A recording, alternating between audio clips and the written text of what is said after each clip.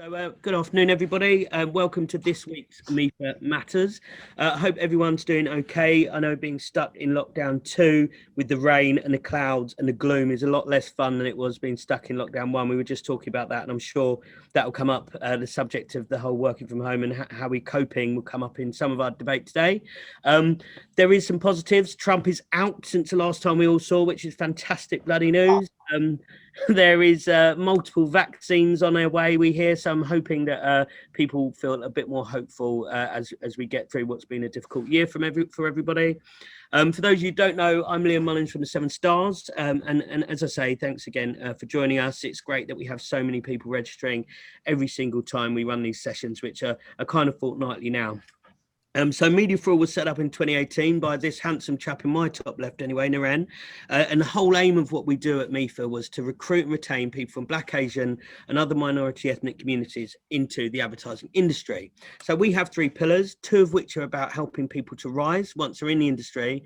And secondly, it was about how we retain that talent once they join here.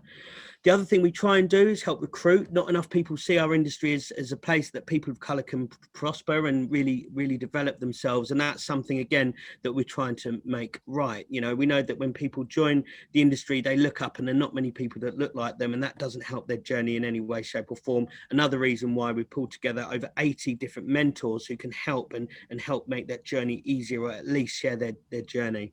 So we also really believe that in order to drive and change momentum, it really takes everybody and having a real open discussion and conversations. I think if we remember back to earlier in the year with, you know, some of the terrible events that took place, I think we realized pretty quickly that, you know, it's not easy just for a small group of people to try and affect change. We need to get everybody on that bus, everybody on that journey. And I think part of today and part of these sessions is about really having an open forum. So this is a really safe space, and we hope that we get questions through either anonymously, or people can, you know, we can call out who you are and get involved with some of the debate and some of the chat. So talking of today's show, I think it's going to be a really fascinating conversation. And anyone who, like me, has been looking at Jamil's background and what he's done, it's awesome. So I'll let him tell his story, but I'm just really honoured to have him and obviously Aaron and Naren on the platform today. We normally talk about what businesses and organisations can do to help drive the change, but I think where we flip today's conversation, I think it will allow for a real positivity, is we're going to really focus on the self. So what can you do to drive your own performance? What can you do to help you and your team really move forward and deliver with real impact within your career? And I think Jamil's definitely the person, as well as playing multiple guitars, who's going to help us to understand that. And I think we'll hear a bit about Aaron and Naren's journey too.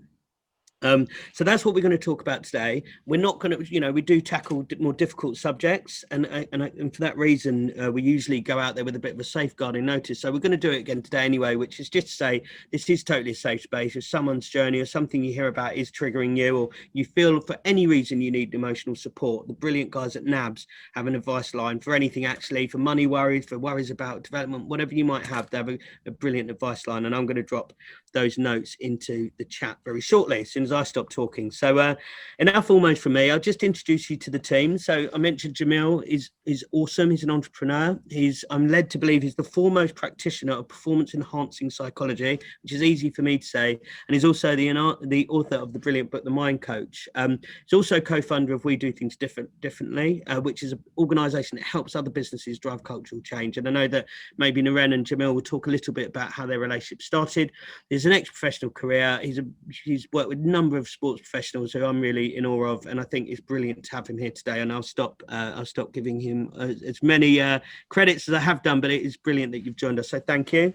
Naren, I've mentioned already, he's the founder of Media for All, and I think, Naren, this might come up a bit today, but I know that when you've got to a brilliant place in your career, but there are times when you looked around, and I know I've done it, and Aaron, we've talked about this before, you're in the middle of a media week, you're in the middle of an event, and there's a handful of people that look anything like you, and it's an industry that is not hugely inclusive, and that's when you've had the idea to start off MEFA, and as we say, we're nearly 100 people today, which is awesome, and if you want to get involved, then reach out to Naren. He's a great person to to speak with.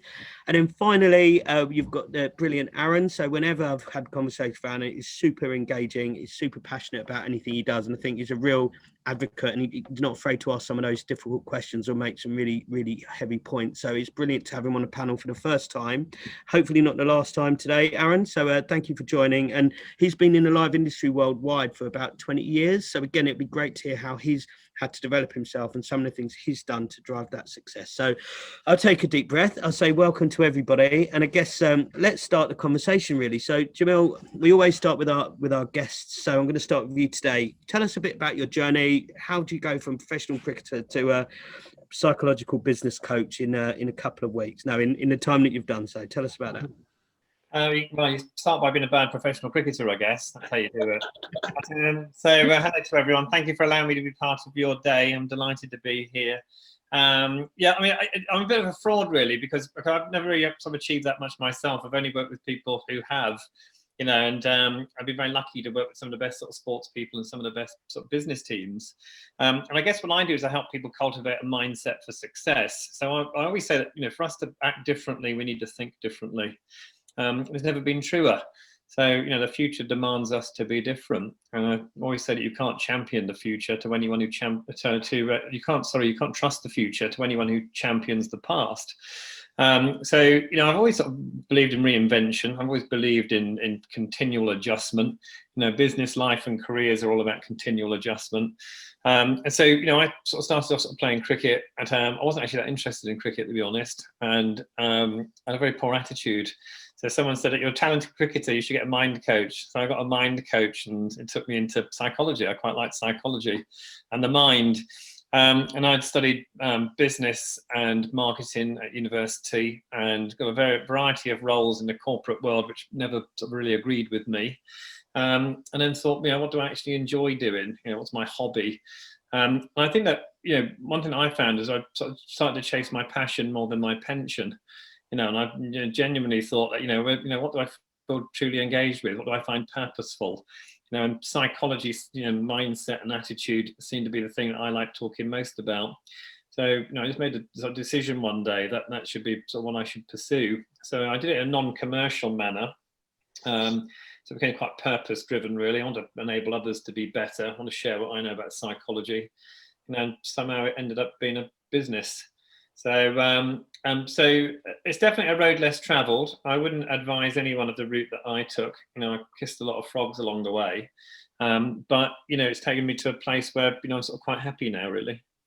Awesome. And I guess the Japanese, and I'm definitely going to say it wrong, they have that term ikagi, and which is like, yes. What are you passionate about? What does the world need? What can you get paid for? And I guess if you can find that amazing space where you can occupy the middle of that, and I've seen versions that have 5 leaves and 3 leaves, I guess that is going to be a massive springboard for success, right? Because you're doing something that, you're right, is driven by your purpose. Is how you think of the world.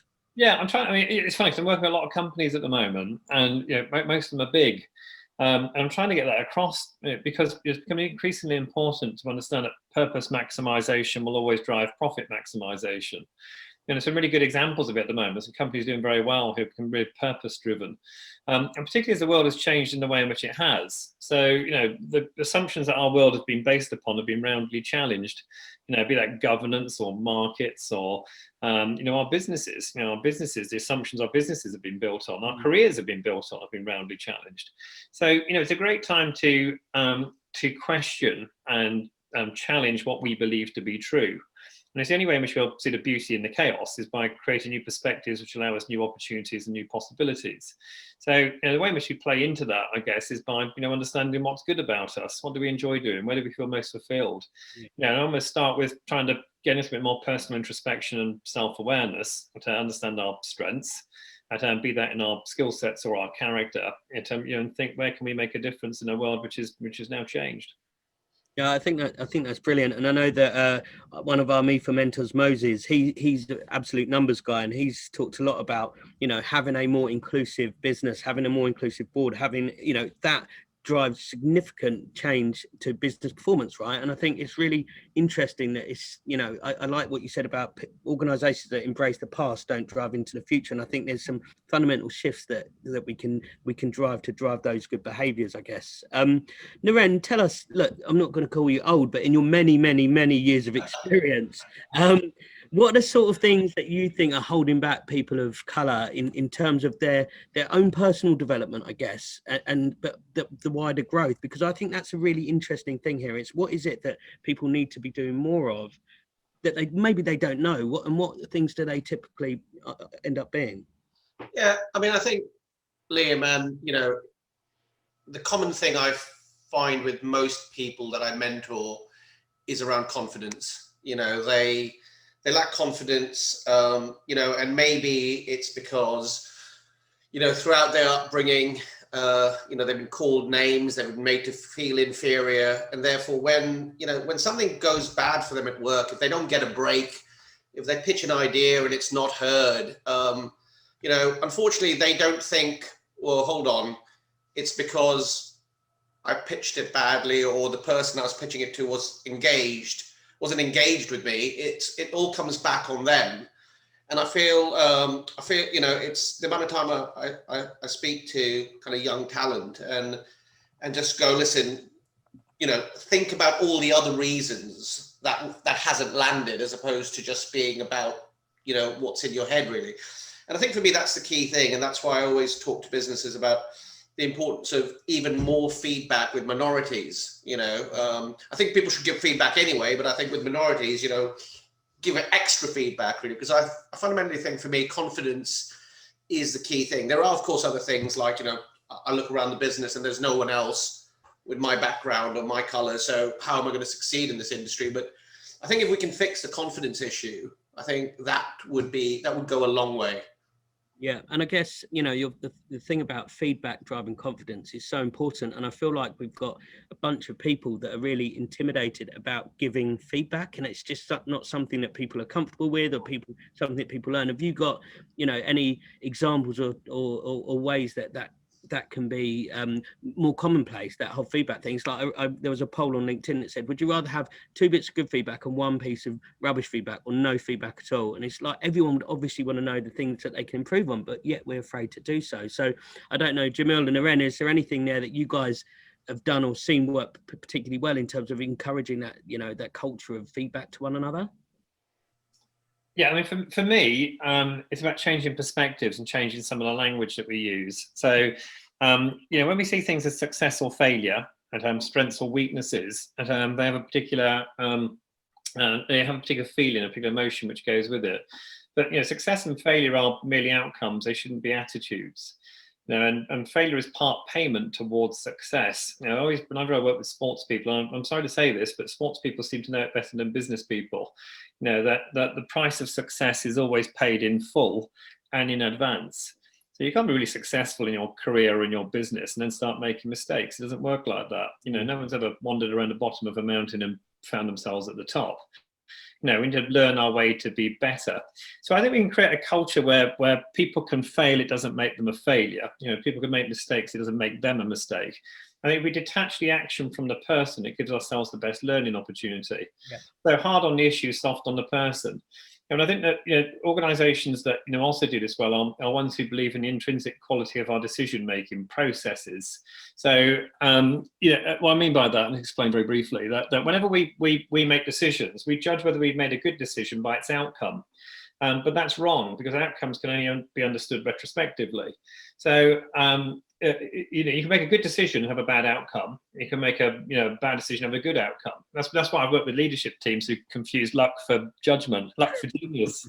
And so, you know, let's not look at the outcomes, what our work results in the workplace in regard to those outcomes, but try and understand the intrinsic quality of our decision making. You know, we can become less personal then, and we understand the robustness of how we're making decisions, how we're playing into other teams, you know, how we're projecting ourselves in the workplace, which gives us a chance to increase and improve our confidence, because we're working more evidentially, more so than subjectively. do you know what? I've never heard that expression before, which maybe says more about me. But that whole go hard on the issue and soft on a person or the people is super important, because you can absolutely drains up on something that's gone wrong. If you make it about what's gone wrong, you're more likely to solve the problem and stop it from happening again. Whereas if all you do is absolutely castigate the person, you're not going to drive that confidence. Aaron, just coming to you, my friend. I hope you're well. You've obviously had a brilliant career, and you're still growing and you're still learning every day. And I know that's part of your value set. But, what is it in terms of that personal development? What is it that's helped you get to where you've got to? Both personally, what have you done? But also what around you has helped you get there? I suppose we're as interested in the personal bit as also the culture around you. Yeah. So for me, I'm constantly growing. So there's no, my destination, I'm nowhere near it. So I understand that I'm still on the journey. And so what I take from that is I try to reinvent myself at every single given opportunity, assess very basic assessment. If I was, recently on a pitch, so I came away from that and gone, Jesus, what were the bad things? All right, this, right, we'll get rid of those. What were the good things? This, and this, right, we'll work on these to improve, make the good things even better, and then improve on the bad things or get rid of them. So I tend to do that. Like it's like an agile project. Like I'm constantly always trying to reinvent myself, and I use that as my way of growing. And in terms of, I'm driven. I'm just driven, and that's largely because of my background. Right, came out of first generation Jamaican in this country, lived through the 70s and 80s, wasn't a pleasant place. Opportunities were scarce. So I understand them as soon as I see them. Like I've got this, I would say, this vision, and it doesn't always translate to everybody else, but I can see things most people can't. And they normally, those gaps are usually really, really small. So I take the opportunities and go in them with what I know and with myself, and by and large, I make them work. And when I make them work, what I do is I look around me to see who I can bring with me, whether it's people my color or people my teammates. And I use that as a way of just propelling myself going forward. And I'm just constantly doing that every single day of the week.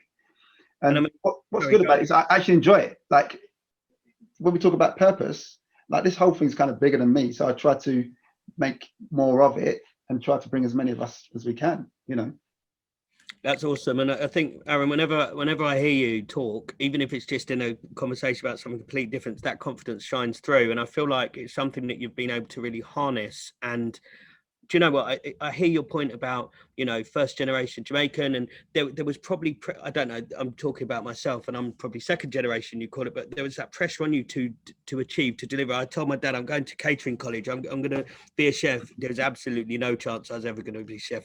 He was like, you're going to, and I don't believe you have to go to university, especially not today, but it's like, you're going to uni, no one in our family's ever gone there. You're doing it. You've got the opportunity. And I feel like it's that push that it's not everyone has that. So if you haven't got that, Aaron, how do you give yourself that push? And I guess, Jamil, you might have some views on it too, but I'm keen to hear from you, Aaron, first. It's like, how do you get that push? I mean, I didn't have those career options. I mean? No one talked to me about university. I didn't go to university. How about that? Yeah. Right. But I had to find a way of living better, because it's almost like your basic needs, right? You sit around and think, this can't be it. Yeah. So, so you have to have curiosity around you. And I say it sounds very easy. It's very difficult. Don't get me wrong, but that curiosity fuels drive. You know what I mean? And what it does, it actually does one thing. It puts one step in front of another. It puts one foot in front of another, and then another, and you just keep on going, right? And then you start building momentum. The amount of things I've messed up. Going back to Jamil's point around failures, they're learning opportunities. Do you know what I mean? And we get them right until today, right? Still learning. Yeah. But it is about your starting position. Can I be better? And that's the question I ask myself. And the answer is, yeah, of course I can. And the question is about how. And it's about putting one step in front of another and another and another. But once you start moving and start building momentum for yourself and start succeeding, it's so important to look back. I can't, particularly for my community, because I'm one of very few up here. It is, I'm constantly looking back. you know. So, and what's really interesting about this moment in time, you know, people say 2020 is worst year in our lifetimes. I think it's actually the best because Forced us what to it's uncovered. Yeah, Yeah.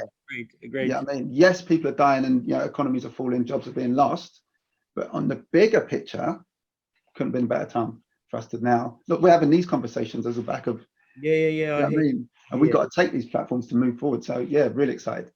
Thanks, Aaron. And Jamil, just coming to you on that, because what I'm hearing is, you know, and as I say, it's awesome to hear Aaron speak. But I know that there's a huge amount of people on this call today. And I guess some of them won't be feeling that confidence. They won't be knowing what to do. They won't have people that they're looking around with saying who they're going to take in with me. And that's maybe because they're just starting out. They're 2 years in, they're free, you know, whatever. How should they reframe that feeling of being lost, that feeling of no one's got my back, that feeling of no one around here is like me? How can they, because it feels an awful lot of pressure to say I've got to do that myself. So how can they? Yeah. I mean, I don't know about you, but the more we've been asked to stay apart, the more I realise how much we need to be together. And so, I mean, let me give you a few points on that. I did a bit of a psychological analysis on Aaron as he was talking.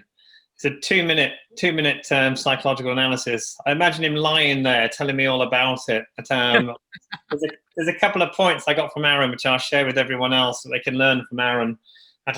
Is that a couple of things. That one, Aaron's motivated by what he's seeking to achieve, not motivated by what he's seeking to avoid. And it's a really good way to build confidence. That Aaron talked about moving forwards every day, one step moving forwards, thinking about what we're seeking to achieve and create rather than what we're seeking to avoid. Lots of people this year are thinking about neutrality, protectionism. Let's look after stuff. Let's not lose. It's a great way to lose stuff. Is to I don't want to lose this client, don't want to lose this account, don't want to lose this pitch. Don't lose my job. So we operate in a climate of fear, which keeps us from building confidence, exploring new opportunities, and new perspectives and new possibilities. So this neutrality enables us to operate in a way which confines us. So we need to be motivated by what we're seeking to achieve and create in our careers, as well as our business, with our clients and with our colleagues, more than what we're seeking to avoid. It's a really good way to sort of place your energy this year. It does build confidence, it allows you to be more upwardly motivated. Aaron talked about you find something which is bigger than you and devote your life to it. It's about finding that level of purpose. And you know, one thing with purpose, which I'll say, is that people get purpose wrong. People think that purpose is this end destination or end goal. And it's not. Just in a couple of minutes that Aaron was talking, you can pick up the fact that purpose is never achieved, it's attained on a daily basis. This is why Tiger Woods keeps working. It's why Warren Buffett keeps working. You know, it's why Richard Branson keeps working. It's because purpose is never achieved, it's attained on a daily basis. So let's find something that fulfills us daily, and commit towards it. Where can we be most purposeful? Where do we choose to allow our vocation to become our vacation? Other people see it as work, we see it as something which is an expression of ourselves. And I genuinely believe that being a good colleague, being a good leader, being a good manager is not seeking to impress, it's about seeking to express. Let's be ourselves in the context of the workplace. So let's go back to that awareness piece. And the other thing that Aaron said is that, and I genuinely believe that curiosity is worth more than creativity at the moment, because the assumptions have been challenged. So because things have changed so substantially, things that we valued are no longer valuable. Things that were not valuable are now incredibly valuable. So because the world has changed so significantly, we need to be more curious. So we need to ask more why questions. So being successful is not necessarily about trying to give the right answers to people. It's really about trying to ask the right questions, contextualize and be connected in a way which makes sense of the areas in which we're working, so we can deploy resource to opportunity. So I always say that the issues that a company will face in the future are unimportant, but the ability to form a team that can deal with those issues is essential. And it's exactly the same for us as individuals too. We need to be more open-minded and agile than we ever have been. And the final piece that we can learn today from Aaron is that all great achievements are the result of many small achievements. Let's not look to do that big stuff. Let's have a look to put one step in front of another. So many small achievements will enable us to be successful long term.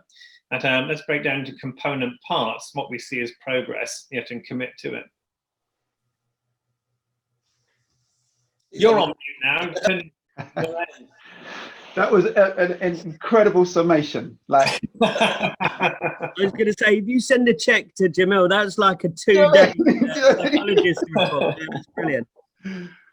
What I was going to, again, thanks for all of those sound bites. I think I'm definitely going to use some of those in the wrap up. One of the things that I think is interesting on that is that when you, those of us who've got kids, right, when you see a kid carrying a glass of water and it's full to the brim and they're walking from one place to another, you shout at that kid, don't drop the glass. What does a kid going to do?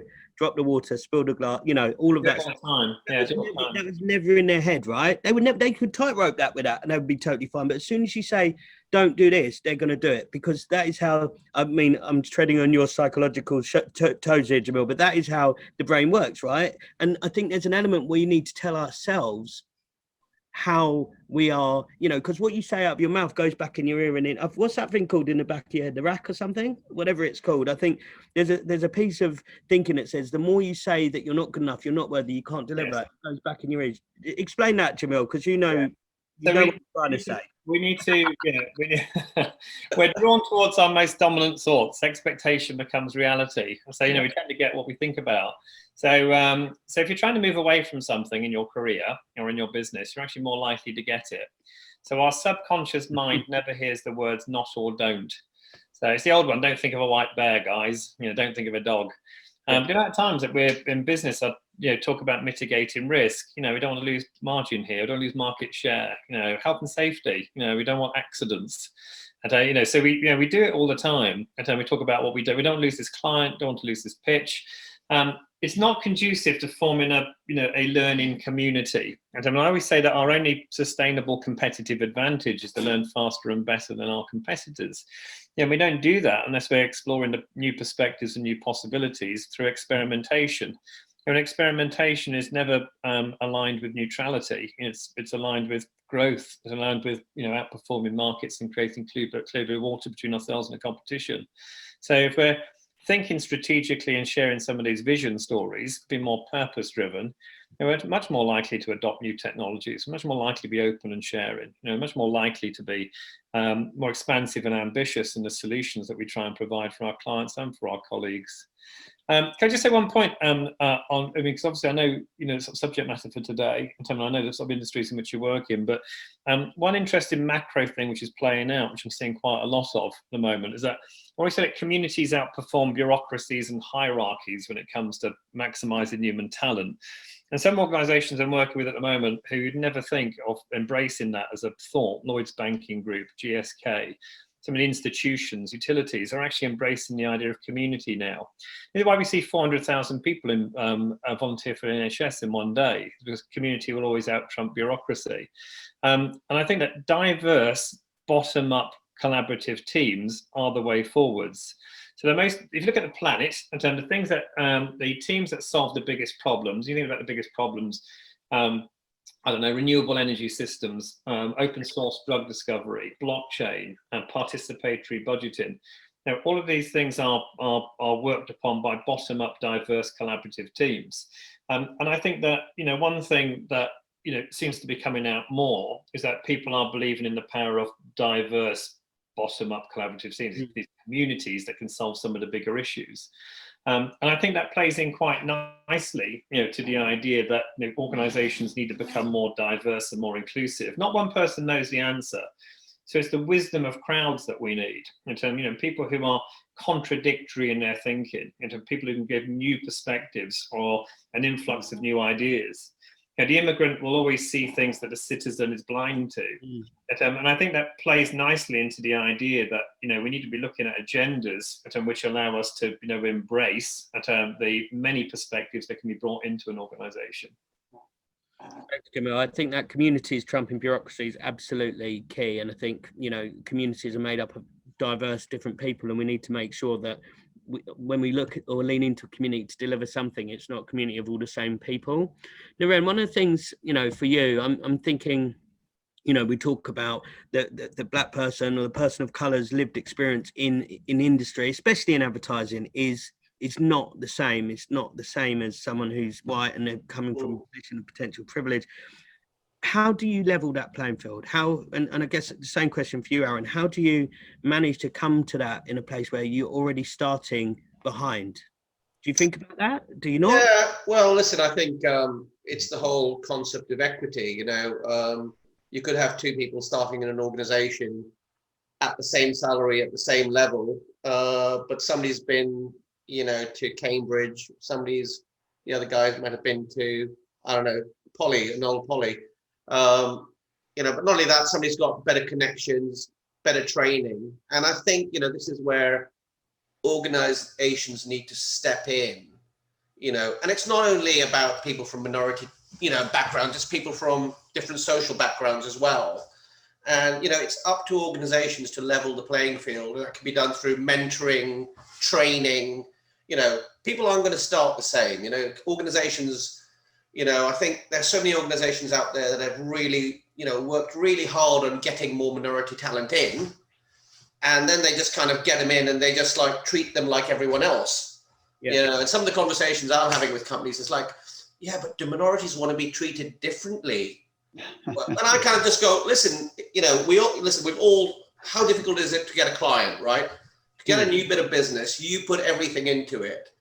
And whenever we get new business, do we treat them differently? Absolutely, because it's taken us ages to get it. And this is what I don't get with companies. They spend all this effort getting in minority talent, and then, they just let them drift. So I think this whole issue about equity and investing more in, minority talent is absolutely, it's so important. Otherwise, they're just going to walk out of the door. Yeah. Aaron, on that, do you think people are afraid? Are people afraid to treat a group of people different? Are they worried that it's like this? You hear, the whataboutery, the reverse, there's, all of that chat about what's holding that back? Look, until we get, black and brown people in positions of power, the advocates are not there. Do you know what I mean? And it's frustrating, right? And this is why I talk about journey, because I don't hate on it. I get it. Do you know what I mean? But at the same time, the journey is to get into that room so you can start influencing it. You know what I mean? So until we have that, there are pockets. Don't get me wrong. There's some good pockets. Sure. I'm really, listening to the guys at Verizon speak around, dismantling racism. That's a really aggressive term. And I'm buoyed by the fact that they are coming from that position and they're making moves.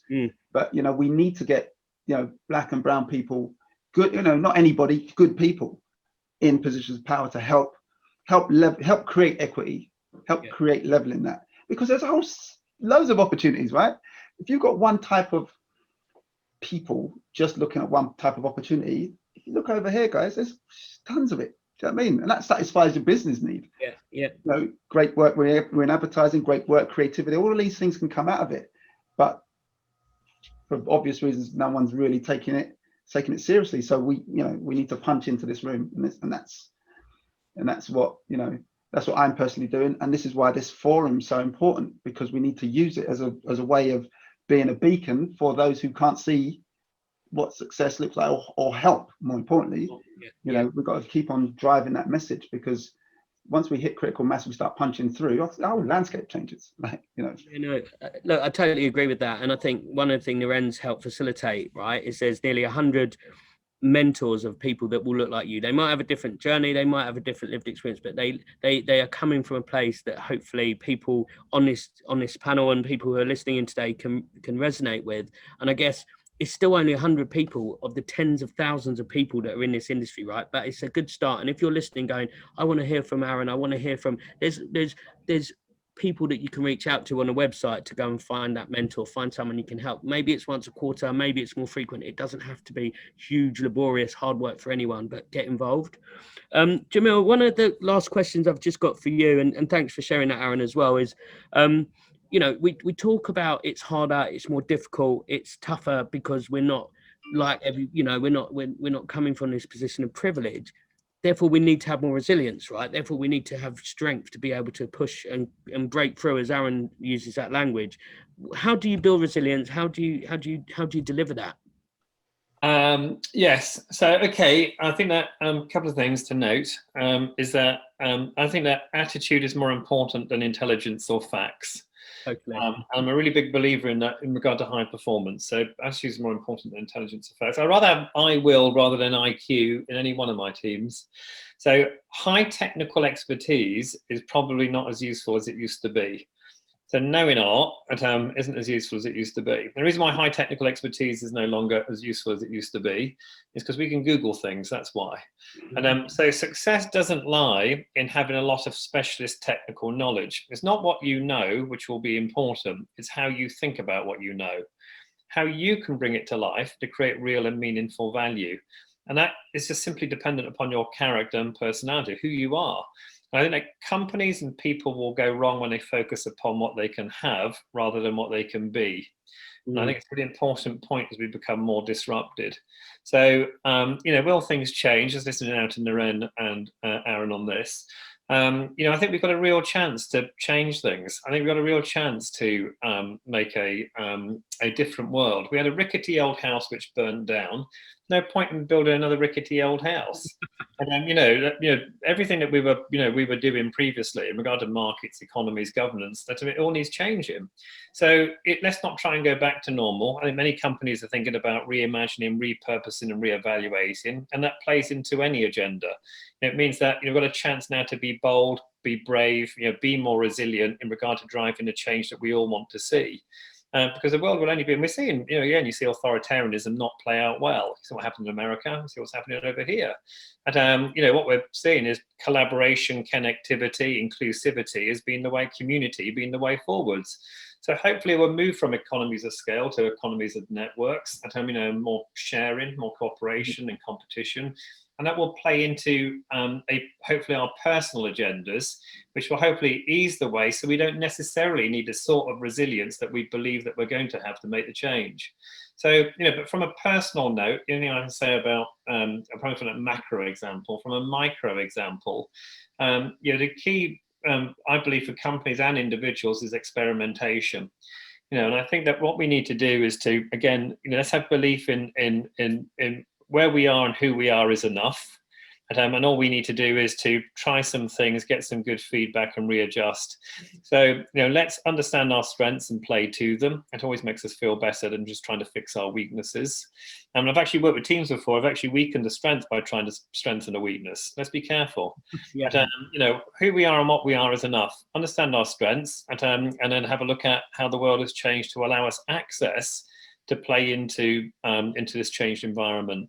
So it may not be about big levels of resilience. It might be about reinvention and reimagining the journey that we need to get to where we need to get to. I always think that obstacles don't obstruct. Obstacles instruct.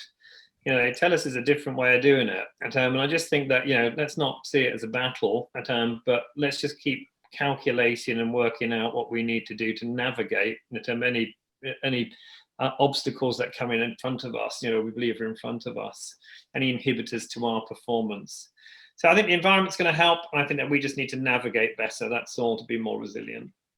Thanks, Jamil. And I must admit, I'm rather relieved when you say that you don't need the intelligence, it's about attitude, because I think that's what's kept me going in what I've done. But I guess I just wanted to probably wrap up, really, because it's been, number one, I think we could listen to all three of you all day, and it's been really awesome. And we'll have to get you back on at some time, Jamil, because I think you've got a lot more to add. And I think thanks for my hair. Yes, correct, and play some tunes. But thank you for giving up your time to be here today. I guess I think we've all heard some great stuff, right? What are you seeking to achieve? We've heard Aaron talk about it. We've talked about, experiment, reinvent yourself, recreate, keep moving forward. I think the confidence is about believing what you say and who you are and what you are. Feedback, a client of mine says feedback is a gift. It drives me mad, but you know what? It's right. Making sure we're asking for feedback and giving feedback is essential to drive our confidence and move us forward. I think we've heard a lot about, what your purpose is, how to find your purpose and keeping at it. Because I don't think any of us who just seek out to say, I'm just going to make money. Some people will make it, but actually you deliver the making of money bit by being great at what you do, and you're great at what you do by having some purpose for it and it being something you're passionate about. And I think that curiosity is important. And, that last thing about I will really trump in IQ. I think when we're interviewing people and stuff like that, I think too often we look at those CVs and go, well, where have they been and what they done? It's bullshit, right? It's have you got, we talk about, you know, recruit for attitude and change for aptitude. And I think that's super important that you get people with the right focus. So look, some amazing stuff today. All of these sessions get uploaded to YouTube by the fantastic Roberta. I think we'll make sure that we share out some of the information around Jamil's book. I think I've not read it. I definitely will be. So there's an extra move up the Amazon chart there, Jamil. Thank you to Naren and thank you to Aaron. It's been awesome to having you guys on today. Really positive and really motivating conversation. So that's it from us. If you do want a mentor, if you do want to reach out, all of our details on the MEFA website. So have a look there. And I guess that's all we've got to say for today. So thank you very much again, and keep well and see you all soon. Thanks, team. See you guys.